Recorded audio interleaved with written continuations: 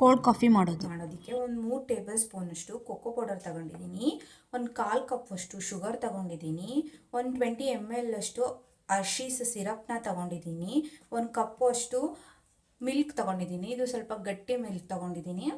ಹಾಗೆಯೇ ಬ್ರೂ ಪೌಡರ್ನ ಡಿಕಾಕ್ಷನ್ ಮಾಡಿ ಇಟ್ಕೊಂಡಿದ್ದೀನಿ. ಹಾಗೆ ಅದ್ರ ಜೊತೆಗೆ ಕೋಲ್ಡ್ ಕಾಫಿ ಅಲ್ವಾ, ಸೊ ಹಾಗಾಗಿ ಐಸ್ ಕ್ಯೂಬ್ಸ್ನ ತಗೊಂಡಿದ್ದೀನಿ. ಬನ್ನಿ ಇವಾಗ ಮಾಡೋದು ನೋಡೋಣ. ಇಷ್ಟೇ, ಕೋಲ್ಡ್ ಕಾಫಿ ಇವಾಗ ರೆಡಿಯಾಗಿದೆ.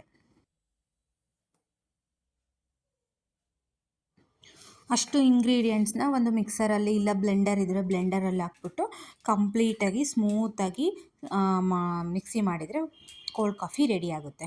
ಮನೆಯಲ್ಲೇ ಇರೋ ಇಂಗ್ರೀಡಿಯೆಂಟ್ಸ್ನ ಯೂಸ್ ಮಾಡ್ಕೊಂಡು ಮಾಡ್ಬೋದು.